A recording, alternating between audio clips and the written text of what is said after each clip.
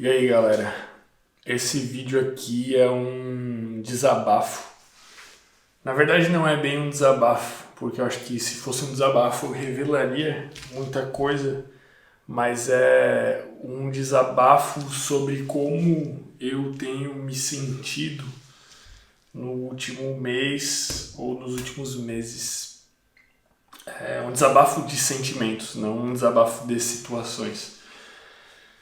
Eu acho que eu tenho certeza, na verdade, que nos últimos meses eu tô vivendo o período mais difícil da minha vida em relação a trabalho e em relação a algumas questões pessoais.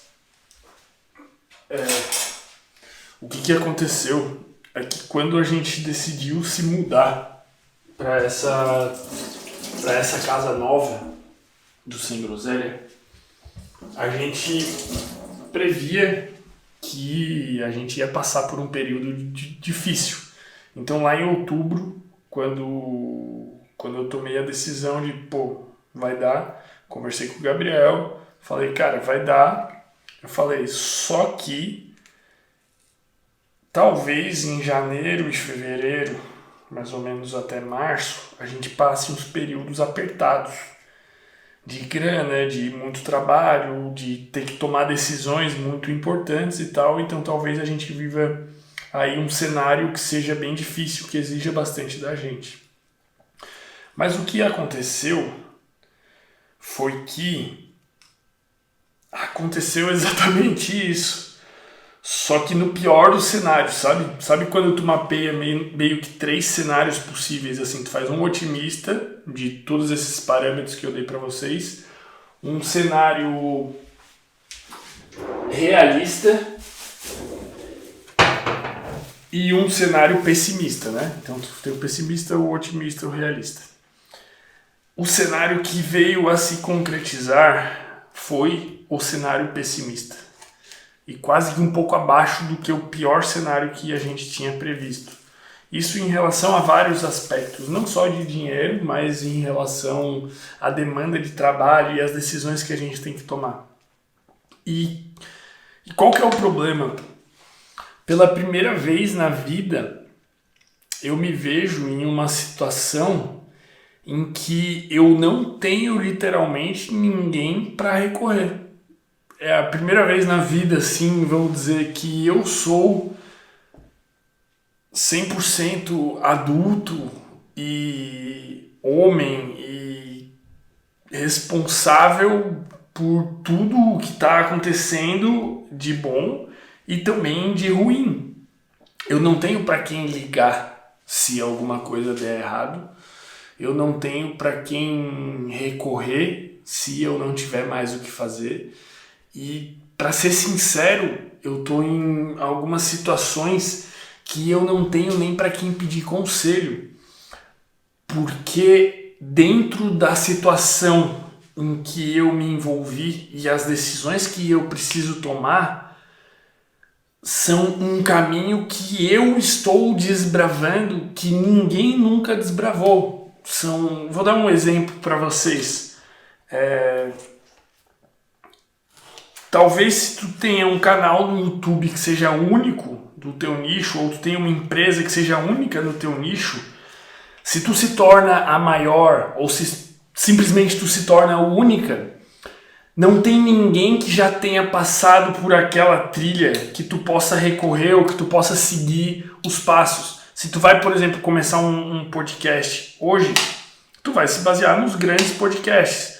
Se tu vai começar uma empresa hoje, tu vai se basear nas grandes empresas do nicho. Mas a partir do momento em que tu se torna única, que tu quer fazer algo inovador, tu acaba não tendo referência. Então as decisões, elas são muito difíceis de serem tomadas.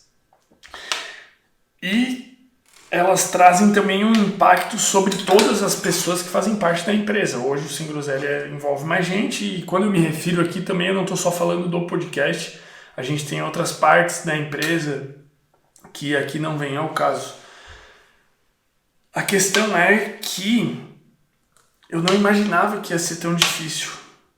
Eu imaginava que ia ser difícil, mas não tanto. E, na verdade, o fato de saber que algo vai ser difícil em nada diminui a sua dificuldade, né? Quando lá em outubro eu previ que eu ia passar por um momento que ia exigir muito de mim em janeiro, que ia exigir muito de mim em fevereiro, e que ia ser um período complicado, agora que eu tô vivendo esse período, ele não muda nada. É igual na corrida, quando o Guto, meu treinador de corrida, falou pra mim como que ia ser minha estratégia para correr pra prova, ele comentou assim, cara, ali eu ia correr uma prova de 5 km fazendo rápido, num pace legal. Do quilômetro 2,5, que é metade da prova, até o 4 é o período mais difícil, porque tu já correu metade da prova, então tu não correu tão pouco e ainda falta muito para tu terminar. Então nesse período vai ser difícil. Deu, pô, beleza. A hora que chega no quilômetro 2,5, isso realmente acontece, mas o fato dele ter me falado que ia ser difícil não torna mais fácil. Só me deixa meio que, sei lá, preparado psicologicamente para que vai ser difícil, mas na hora é muito difícil. E na hora da corrida, tu pensa, cara, em desistir, velho. A corrida é uma parada que tu tá lá e tu pensa assim, cara, não é pra mim, eu vou parar. Tua mente começa a te sabotar assim, cara, eu vou parar, eu preciso parar. Eu não dormi bem, começa a encontrar justificativa, sabe? Eu não dormi bem, eu não me alimentei bem ontem porque eu não tomei água, não porque deu uma cãibra, porque não sei o que, porque eu posso falar que não deu, porque hoje eu posso quebrar. E se piora, cara, chega um momento que começa assim, cara, a corrida não é pra ti, tu tem que trocar de esporte. Essas vozes que vêm na cabeça durante treino muito pesado e durante as provas, cara, é muito difícil de lidar. E elas morrem no momento que tu cruza a linha de chegada. Elas passam no momento que teu corpo esfria e tu tem aquele êxtase de ter completado a corrida e de ter conquistado. Só que nesse momento que eu tô vivendo agora, eu tô na maratona. Eu tô nessa prova de 5 km que eu cheguei nesse quilômetro 2,5. Eu acho que eu já tô no quilômetro 3. Só que tá insuportável, cara. Tá muito difícil. Eu olho pro Gabriel, às vezes eu falo, meu Deus, cara, eu não aguento mais puxa. Eu não aguento mais problema, eu não aguento mais desespero. Às vezes eu deito e eu não durmo. Às vezes eu me olho no espelho e eu penso, cara, que decisões que eu tomei que me levaram a ter essa vida, porque tá muito difícil, sabe? Esse período específico, eu amo a minha vida de forma geral, eu amo tudo que eu construí com Sem Groselha, eu amo os lugares que a gente vai chegar, mas tá muito difícil agora, muito difícil, muita responsabilidade, muita decisão.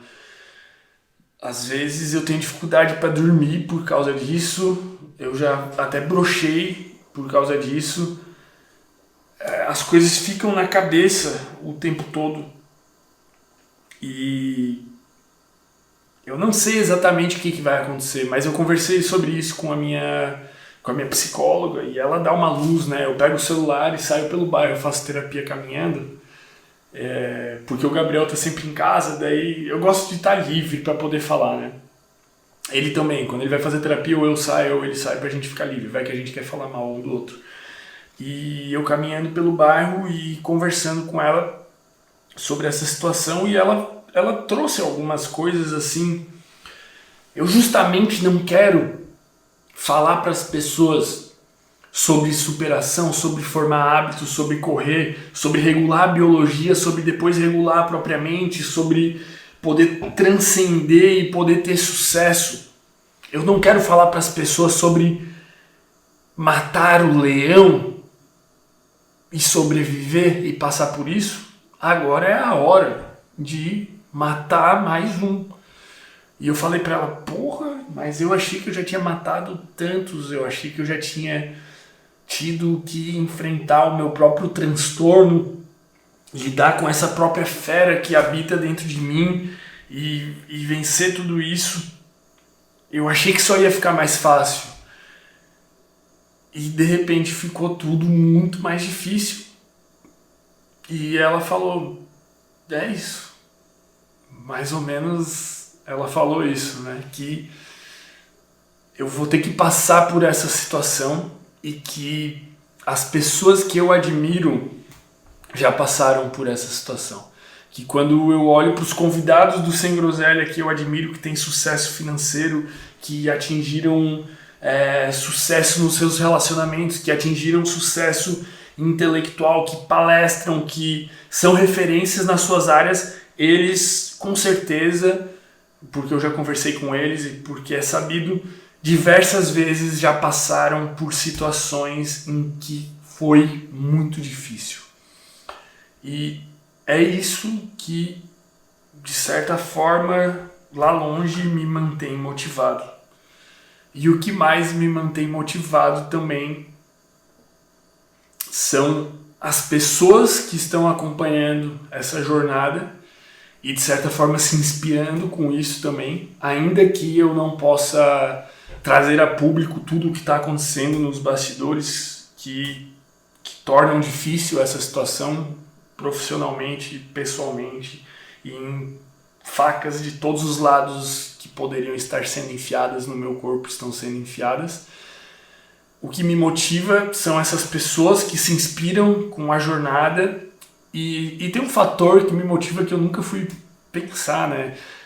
Nunca imaginei que ele seria um fator motivador, mas é que eu não tenho outra alternativa. Eu literalmente não tenho outra opção. Eu não tenho mais para onde fugir. E isso é reconfortante ao mesmo tempo que é perturbador. Mas a minha única opção é dar certo. Quando a gente foi se mudar, eu e o Gabriel, a gente conversou muito sobre isso.